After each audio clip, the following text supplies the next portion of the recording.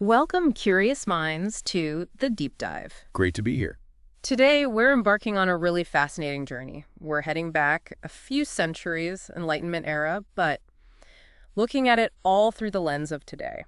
Our mission for this deep dive, it's to figure out how Jean-Jacques Rousseau, this 18th century thinker, how his ideas actually offer, well, timeless insights for living more authentically, maybe more ethically, more harmoniously now. It's surprisingly relevant stuff. Totally. We're using excerpts from Rousseau, ancient wisdom for modern life. So kind of a direct line to his core thinking and how it connects today. Yeah, it promises some interesting connections. Get ready, because some assumptions might get challenged. How can someone from way back then speak so directly to our struggles with, consumerism, social media, even democracy itself? Well, that's the power of foundational ideas, isn't it? Okay, let's unpack this. Indeed.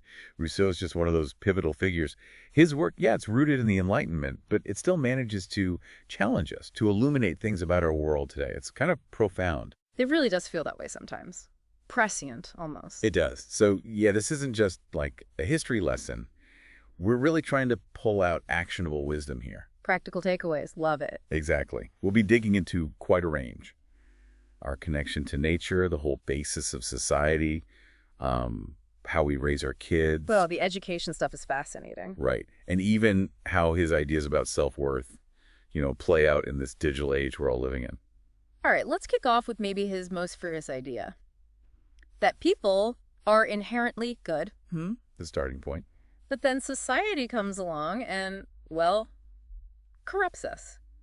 Sounds simple, maybe a bit optimistic, but it's got real teeth when you dig in. It really does. So what did he mean by corrupted by society, and what was this inherent goodness supposed to look like before, society got involved? That's the perfect place to start, yeah. Because so much flows from this. When Rousseau says inherently good, he's talking about this hypothetical state of nature. Okay, so not like caveman times, necessarily. No, not a specific historical period. It's more a philosophical baseline, a pre-societal condition. In this state, he thinks we're driven by amour de soi. Amour de soi, natural self-love. Exactly. Healthy self-love, self-preservation, caring about your own well-being. It's natural. It's not selfish in a bad way. He saw it differently from, say, Hobbes, who thought life then was nasty, brutish, and short. Right, the war of all against all. Rousseau's view was, well, more peaceful. Maybe more solitary, but also compassionate.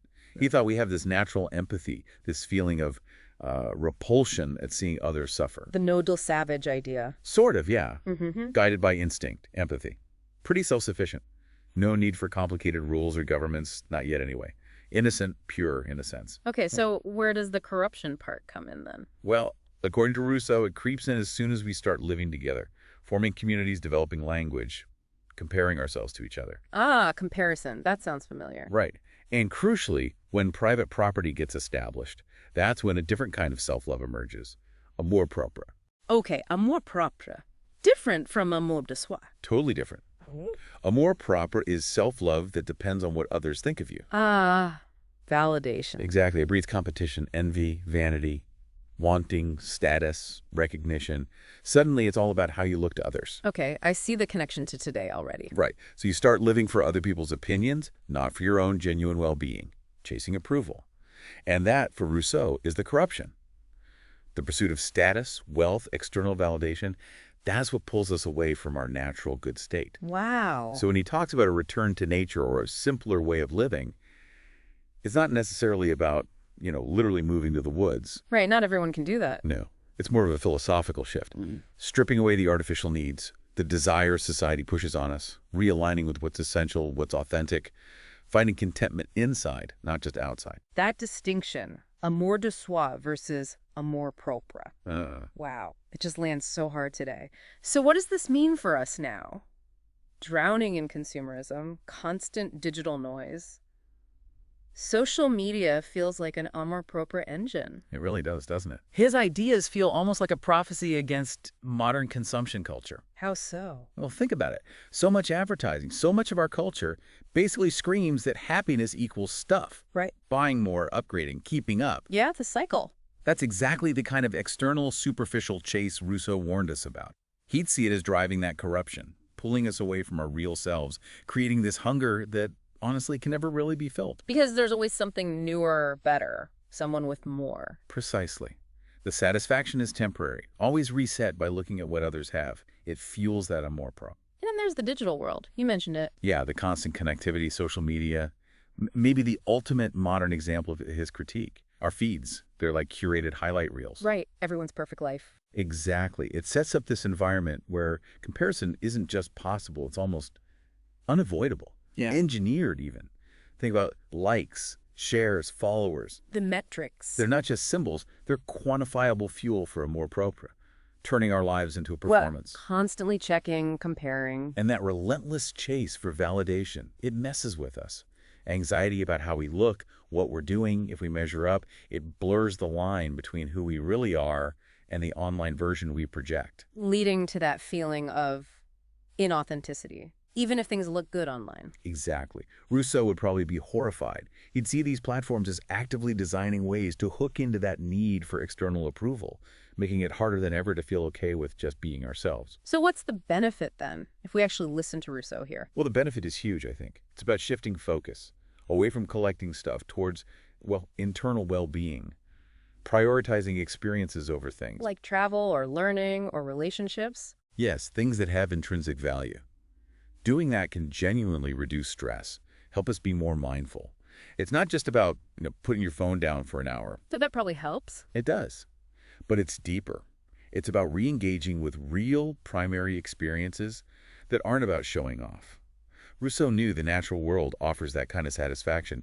It doesn't care how many followers you have. Right. It just is. Exactly. Reconnecting with that helps us recalibrate our sense of enough. It counters that insatiable feeling driven by amor proprio. So practically speaking, unplugging sometimes. Spending time outside. Yeah. Even small things. A walk in the park, maybe tending a plant, a real conversation without checking your phone, just noticing the world. Yeah. These aren't just nice things to do. They're ways to reconnect with something more fundamental. It's about intentional living then. I think so. For you, the listener, how can you consciously slow down, even in a busy life? Maybe it's setting screen-free boundaries. Maybe it's a hobby you do just for you, not for Instagram. Finding those green spaces. Investing in skills, relationships, not just stuff. Exactly. Building a resistance to those messages telling you you're not enough unless you buy more, show more, achieve more. Finding contentment within.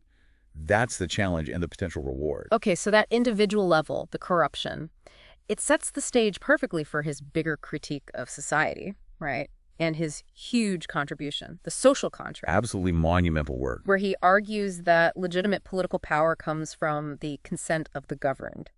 And this crucial idea, the general will of the people. Now, general will gets thrown around a lot, but it feels slippery. What is it really? How's it different from just, what most people happen to want in a vote? That seems key. It's absolutely key, right? Yeah, easily misunderstood. The general will is not just the sum of everyone's private desires. That's what Rousseau called the will of all. The will of all. Right. And like adding up individual votes based on self-interest. Exactly. Think of a group voting on a policy just based on what's in it for me. The result is the will of all, an average of private interests. Okay. So the general will is... It's aimed at the common good, the collective interest. Justice. What would truly benefit the whole community, even if it clashes with what some individuals might want for themselves right now. So it's more aspirational, more rational. You could say that. Imagine people discussing a problem, but instead of pushing their own agenda, they're genuinely trying to figure out what's best for everyone, for the whole society. That's where the general will emerges. When citizens think collectively. Yes, when they set aside purely private interests. It's the moral, rational will of the community, trying to preserve freedom and equality for all its members, making laws that are genuinely for everyone's benefit, not just a powerful few. But what about dissent or minority rights? Doesn't the general will risk steamrolling those? That's the classic concern. Rousseau would argue that if we're truly pursuing the general will, it's not about crushing individuals. It's about recognizing that real freedom comes from obeying laws we've collectively agreed upon for the common good. If your private will clashes with the general will, maybe. You're just mistaken about what's ultimately best for you as a member of that free society. That's a challenging thought. It is. And it's tied directly to consent of the governed. For Rousseau, that's the only legitimate basis for political power. Not God, not birthright. Exactly. Yeah. In a time of kings claiming divine right, saying power comes only from the people, that was radical. World-changing. Undermining the whole system. Completely.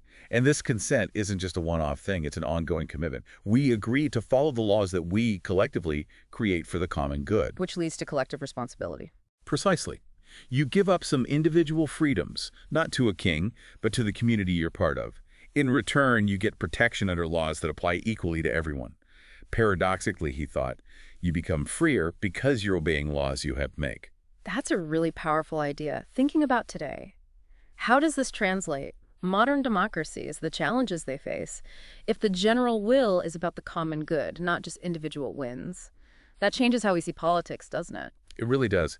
Rousseau's ideas are a strong argument for civic engagement, for voting, for grassroots organizing. Because power comes from the people. Right. So the people need to be involved. We see that in movements for social change, political participation, community groups trying to solve shared problems. When people vote, ideally they're thinking beyond just what's good for me. They're considering the broader community. Like citizen assemblies, maybe? Or local forums, people trying to find common ground? Exactly. Those are modern attempts to kind of find that general will. Yeah. Deliberate together. And it puts a huge emphasis on leadership accountability, right? Yeah. Absolutely crucial. If leaders get their authority from the people's consent, they must serve the general will, not their own interests or the interests of some small group. So corruption, leaders feathering their own nests, that violates the whole contract. Fundamentally, it undermines the system's legitimacy. That's why things like transparency, public scrutiny, ways to hold leaders responsible. They're not just nice extras, they're vital. Like investigative journalism, watchdog groups. Whole expressions of the public trying to ensure leaders stick to that promise of serving the common good. So the modern benefit is basically functional democracy. Pretty much. These principles are the ethical bedrock for legitimate government, for collective decisions. They're our defense against tyranny, against society just breaking down into warring factions. But only if people are engaged and leaders are accountable. That's the catch. Without citizens willing to think about the common good, and without leaders held to it, democracy can just become a fight between powerful interests, not really serving the people. And the risks if the general will gets ignored or manipulated. Huge risks. Polarization where common ground seems impossible. Powerful lobbies twisting the agenda. It strains that social contract. Leading to cynicism, loss of trust. Exactly. People feel the system is rigged. Yeah. And if citizens just check out, stop participating, stop holding leaders accountable. Then the general definitely won't be represented. Right. Power vacuums get filled by those who don't represent it, leading to societies that are less fair, less equal. Rousseau pushes us to keep asking, is our society really aiming for the common good? Or is it just a battle of private interests? And our participation, that's the only safeguard. Okay, let's shift scale. From the big picture of society down to the individual and how we learn. Rousseau's ideas on education in Emile, revolutionary stuff. Truly groundbreaking for its time. He proposed this model respecting a child's natural development, their curiosity, their autonomy. Yeah. Sounds, well, almost obvious now maybe, but back then. Worlds apart from the norm. So what was so revolutionary? What did education look like in the 18th century? How was his vision so different? Yeah, you have to picture it. Education then was mostly rote memorization. Kids chanting facts, dates, religious texts, often without really getting it. Just drill and repeat. Pretty much. Discipline was often harsh, very strict. The teacher was the authority figure pouring knowledge into passive kids. Like empty vessels to be filled. Exactly. The goal was conformity. Instilling dogma, making kids fit adult expectations, often crushing their natural spark. They were treated like mini-adults, not unique beings on their own developmental path. Little regard for how kids actually think or feel. Very little. Rousseau flipped all that upside down.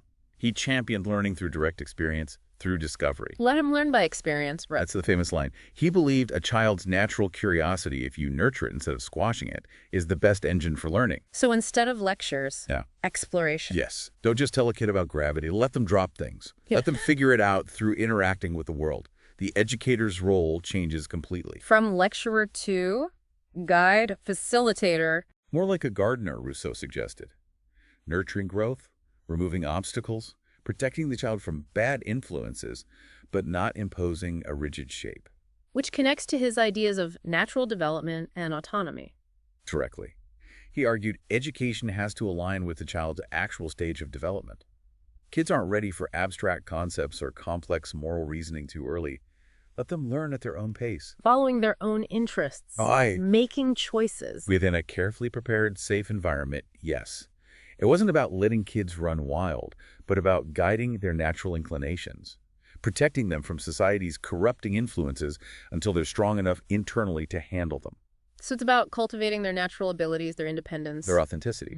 So they grow into resilient, critical thinkers, not just conformists. That is a massive shift, liberating for the child, you imagine, moving beyond just being a fact receptacle. Absolutely. So what's the legacy? How does this influence how we think about teaching and learning today, from preschool all the way up? Well, it means Rousseau essentially laid the foundations for progressive education. Like Montessori, Dewey. Exactly. Marie Montessori's ideas about prepared environments, sensory learning, self-directed activity that resonates strongly with Rousseau, letting kids choose tasks based on their own drive. And Dewey. John Dewey, huge in American education, emphasized learning by doing experience, connecting school to democratic life. They and many others built directly on Rousseau's insights. It really changed things. And we see echoes today. Definitely. There's a clear shift towards more empathetic, student-centered teaching, moving away from just the teacher talking at students. More active engagement. Yes, prioritizing understanding, critical thinking, not just memorizing facts for a test. Teachers become facilitators, designing projects, encouraging inquiry, collaboration. Project-based learning, inquiry in science. All that. Even things like the Socratic method in universities. It all comes back to that idea. Real learning happens through active discovery, not just passive listening. We even see it in the critique of standardized tests. The push for measuring creativity, problem solving, not just recall. And the benefit of that approach, fostering creativity, not just memorization. It's huge. It leads to learners who are more innovative, more confident. When kids explore, make mistakes, find their own solutions, they build resilience, curiosity, real ownership of their knowledge. Skills for the 21st century, right? Adaptability, critical thinking. Precisely the skills needed now. We're training people not just to know things, but to think, to create. Preparing them for a future where information is everywhere, but judgment and innovation are what matter. So for parents, educators, it's about finding a balance, structure and exploration. That's the challenge, trusting the child's drive to learn, providing rich environments, but also stepping back sometimes, letting them explore, figure things out. Cultivating that internal motivation, not just grades. Exactly. It makes us rethink everything, curriculum, assessment, even classroom design, to really support that natural curiosity and create a lifelong love of learning. Okay, so let's circle back to that idea of society's influence, specifically that warning Rousseau gave about amour-propre. That problematic self-love. We touched on it earlier, how it's different from the healthy amour de soi. He saw amour-propre as this vanity shaped by what other people think, making us live inauthentically. That just feels incredibly relevant. It really is. So dig deeper. What is amour-propre, and why did he see it as such a massive threat to freedom, to happiness? Right. So amour de soi is basic, natural self-preservation, well-being. Healthy. Amour-propre, though, it's a social phenomenon. It's self-love that needs external validation. It's tied to comparison. Wanting to be seen as better, admired, valued more than others. Exactly. It's the root of vanity, yes, but also envy, shame, pride, all stemming from constantly measuring yourself against everyone else. Anxiously. So it makes you perform? Totally. You start cultivating an image to get approval, status, attention, and that creates this gap, this disconnect between your true self, your real feelings, desires, and the face you show the world. Living inauthentically. That's Rousseau's term. Your actions, your choices, even how you feel. They get dictated by what you think others expect or judge, not by your own internal compass. It's like being enslaved. Enslaved to opinion. Precisely. And that's why he saw it as such a threat to true freedom. You're not autonomous anymore. You're just reacting, trying to win applause or avoid criticism. And it makes you unhappy. Deeply unhappy, he thought. Because it's an insatiable desire. You can never get enough admiration. There's always someone else to compare yourself to, a higher bar to reach. It traps you in this cycle of performance, anxiety, and ultimately losing touch with who you really are. It fuels that conformity and superficiality he hated in society. Wow, that is quite the diagnosis. And yeah, you can't help but think of the internet, social media, comparison culture. How crucial does Rousseau's call for authenticity become now, for our mental health, our growth? It Feels like I'm more proper on steroids. It absolutely does. You could argue social media platforms are the most powerful engines for amour propre ever created. How so? They seem designed for it. In many ways, yes.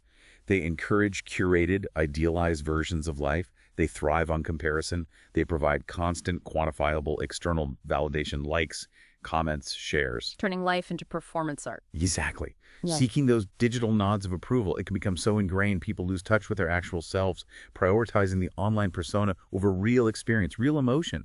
The metrics themselves become status symbols. It's engineered validation. And the mental health cost. It's significant. We see links between heavy social media use and increased anxiety, depression, low self-worth. That constant pressure to seem perfect, happy, successful, it's exhausting. Tying your self-worth to likes. Which makes it incredibly fragile. Subject to algorithms, whims, trolls, it can lead to feeling you're never good enough, always falling short.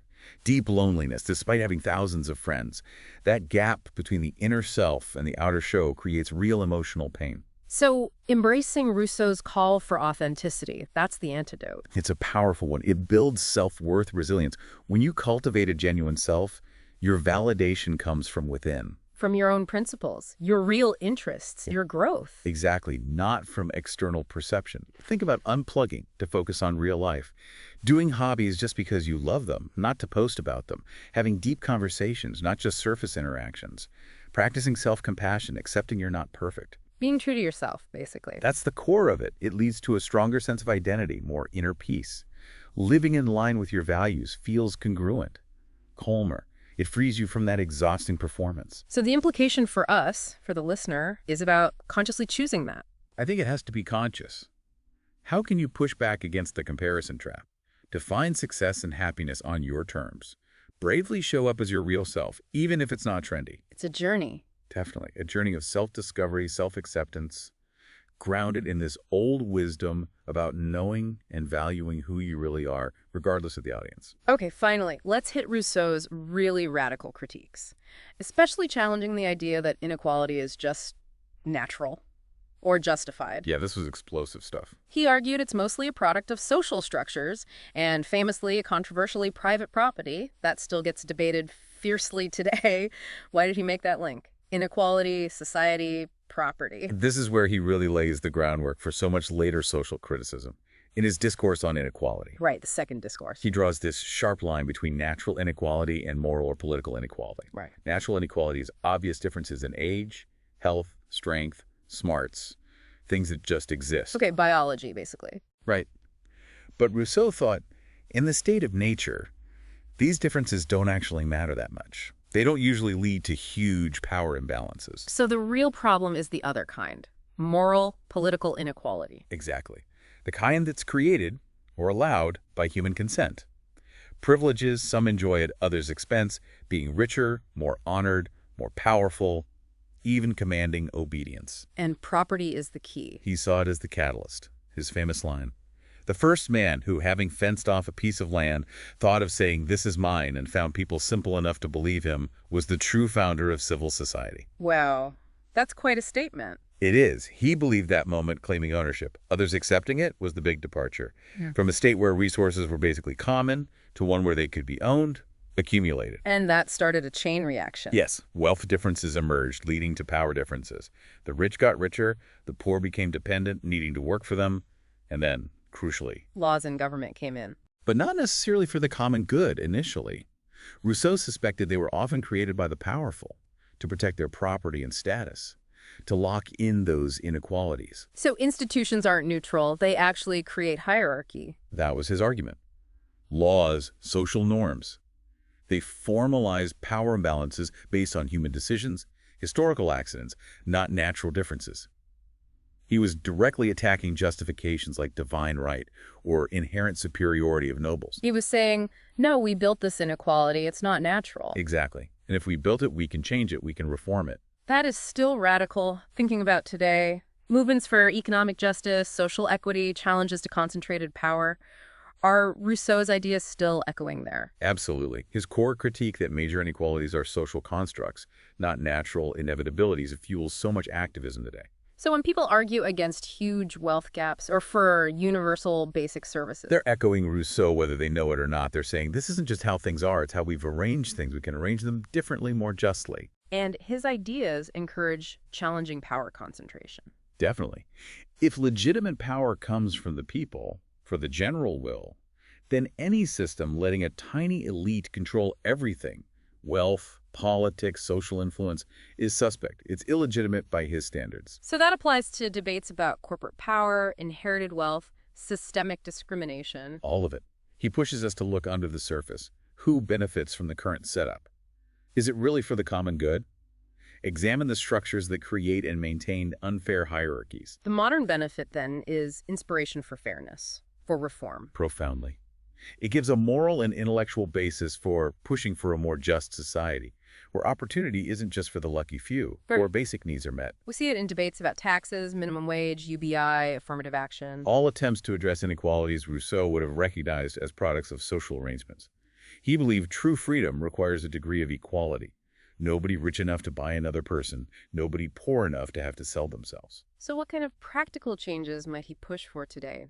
Likely strong democratic institutions that truly serve the general will, not just special interests. Policies that share wealth more fairly, ensure everyone's basic needs are covered, robust public education for real, equal opportunity. He'd question massive wealth accumulation if it hurt the collective. For sure, if it led to dependence or undermined the common good. His message is constant vigilance. Scrutinize the structures we build. Make sure they serve everyone, not just perpetuate unfairness. Hashtag tag outro. Wow, what a deep dive that was. From inherent goodness to the social contract, education, authenticity, inequality. Rousseau's 18th century ideas, they just keep hitting home, don't they? They really do. Surprisingly enduring. It's amazing how he gives us this lens to see our own modern challenges more clearly. Consumerism, politics, even just how we relate to each other. It's a powerful framework. It really shows that philosophy isn't just this dusty academic thing. It can be a real guide for living, for thinking about how we build our world. Exactly. It's not just theory. His legacy feels, well, very alive. Yeah. Offering both a critique and maybe some hope for a more authentic, maybe more just way forward. It is, isn't it? And it leaves us with this tension, maybe final thought. If Rousseau believed society tends to corrupt us, then how do we as individuals, as communities, consciously push back? How do we shape our societies to align better with that inherent goodness he talked about, to build something more authentic, more just? That's the big question, isn't it? It is. And maybe it starts small. For you, the listener, what's one tiny change you could make in your life, in your community? Yeah. Something that reflects one of these Rousseauian ideals. Like pushing back against that comparison urge, fostering real curiosity, engaging more civically for the common good. Or just finding that moment to reconnect with nature, recalibrate what's enough. How can you make your little corner of the world a bit less corrupting, maybe? A bit more natural, more authentic, more fair. Food for thought. It's not just abstract ideas, it's a call to action, really. A powerful one. For ourselves and for society, definitely keep exploring these ideas. See how they resonate in your own life.